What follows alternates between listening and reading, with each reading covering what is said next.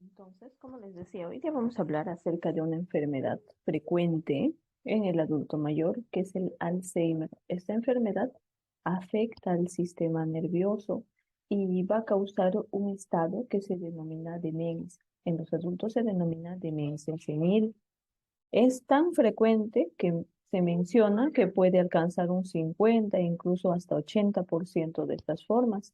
Y además se va a caracterizar porque las personas van a presentar alteraciones a nivel de la conciencia, a nivel del sistema nervioso. Esto se va a ver, por ejemplo, en ideas extrañas que tienen, como por ejemplo que alguien los está persiguiendo, o, por ejemplo, que olvidan cosas como los nombres de las personas, los cumpleaños, y además pueden haber alteraciones en el lenguaje. La persona se olvida de cómo las ideas se tienen que articular para formar oraciones, para expresar sus sentimientos.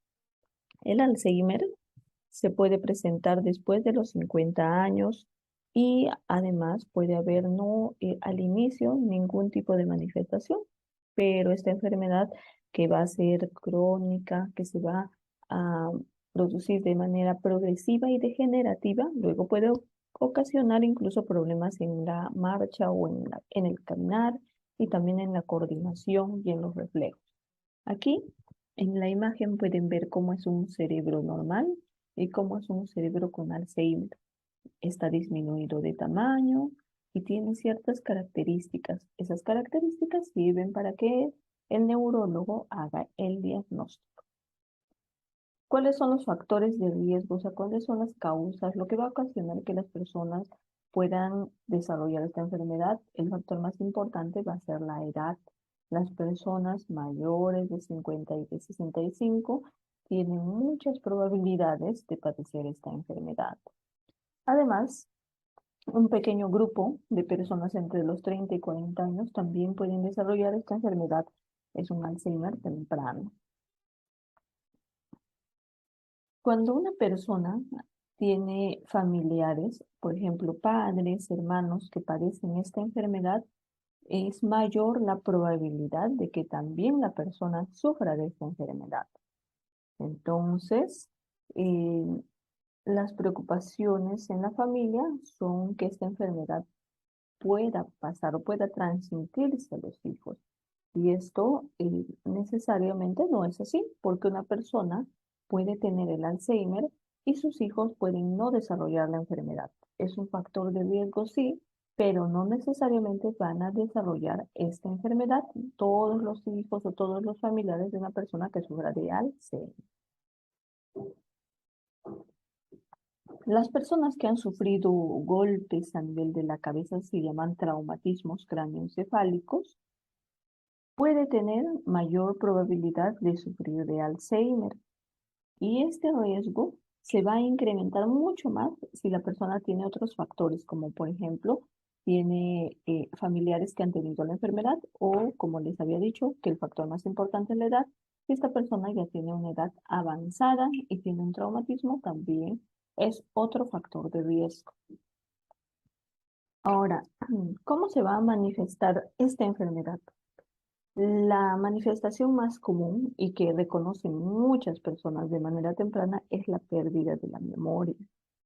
La persona va a empezar a olvidar cosas, por ejemplo, superfluas, como dónde colocaron cierta cosa o ciertas fechas, y luego en etapas más avanzadas incluso se olvida quién es, olvida quiénes son sus familiares, empieza a olvidar todo. La capacidad para pensar también está disminuida y está alterada. Pueden haber, como les decía al inicio, ideas delirantes, como que alguien lo quiere matar o como que alguien lo está persiguiendo.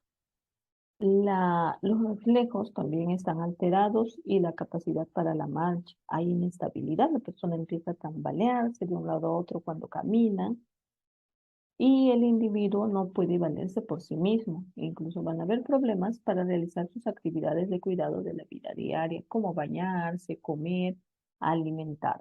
Entonces vemos que existe un deterioro a nivel de la conciencia, a nivel de las capacidades físicas de la persona y que esto va a ocasionar que la persona ya no se pueda valer por sí misma, que pierda su independencia.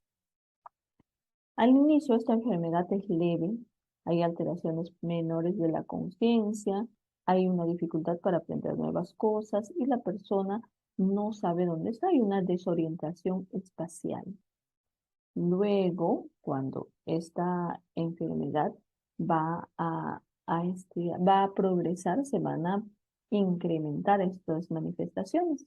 En el estadio 1 o leve, se menciona que este estadio dura entre 2 a 4 años. Y vamos a observar, como ya les he mencionado, alteraciones de la memoria, dificultad para que la persona aprenda nuevas cosas y desorientación en el espacio. Ya el estadio 2 es un estadio moderado. En el estadio 2 se van a presentar dificultades para el lenguaje. Al paciente le va a costar hablar, manifestar sus sentimientos. Además, no va a poder realizar sus actividades de la vida diaria, como por ejemplo bañarse, vestirse, comer, porque no va a recordar cómo se utilizan los, los instrumentos, cómo se utilizan los cubiertos, los utensilios. Va a haber agnosia, eso significa la pérdida de la capacidad para reconocer a las personas y también para orientarse en el lugar donde está. No va a poder recordar quiénes son las personas que se encuentran en su entorno. Hay una pérdida de reconocimiento que puede ser parcial o total. Eso quiere decir que se puede presentar por momentos y por otros momentos no. En algunos momentos la persona puede volver a reconocer, recobrar la lucidez y reconocer a las personas que lo rodean, pero en otros momentos no.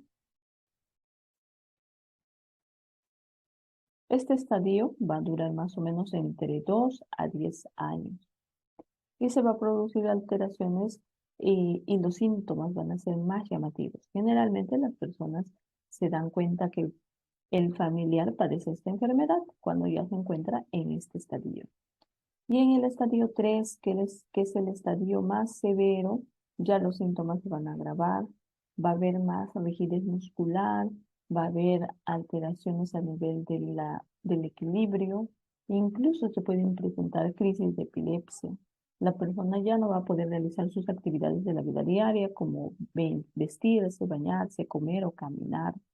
Va a haber una pérdida de la respuesta al dolor, va a haber también incontinencia urinaria o incontinencia fecal y los pacientes terminan estando postrados, siendo completamente asistidos por sus familiares.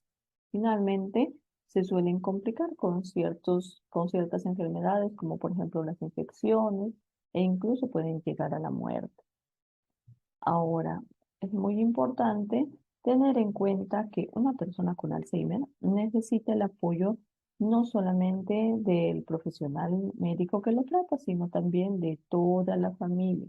Y van a haber muchos cuidados que se pueden hacer para reducir los efectos de esta enfermedad, como por ejemplo ejercicios para cuidar la memoria, que los he visto varias veces en el grupo y también se hacen en los talleres.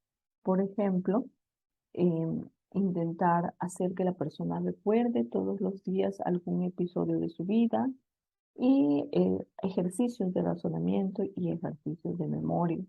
Ahora, ¿qué se va a buscar con estos ejercicios, con estos cuidados? Pues se va a buscar que las áreas del cerebro que todavía no se encuentran deterioradas se potencien y se mantengan.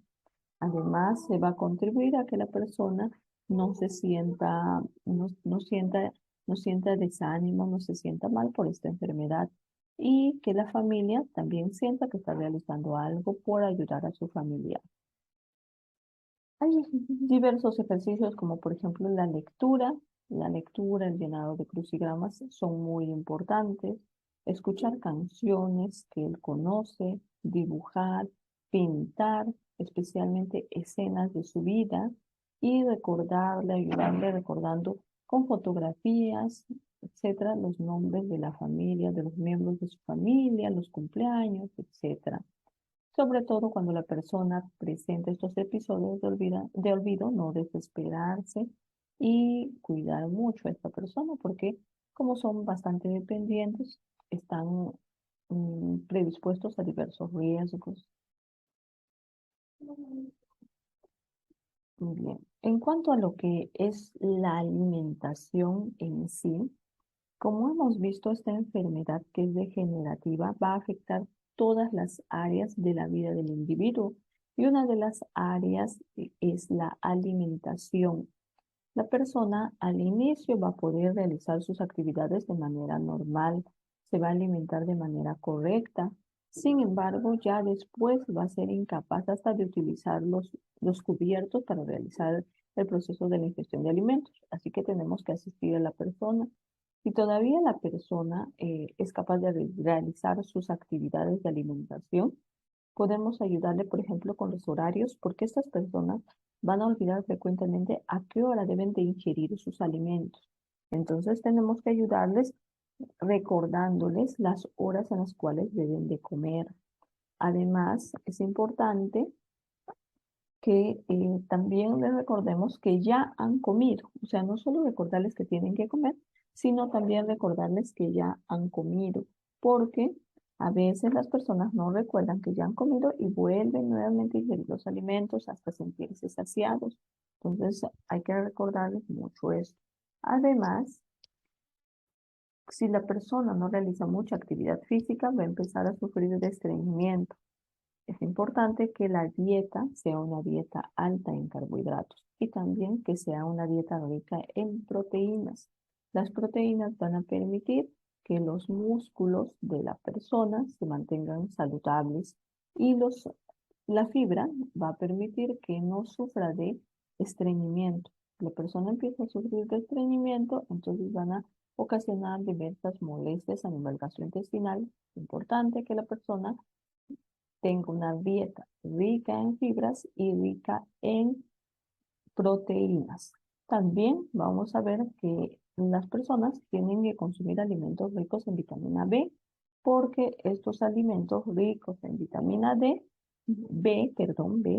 van a contribuir con una adecuada salud a nivel neurológico.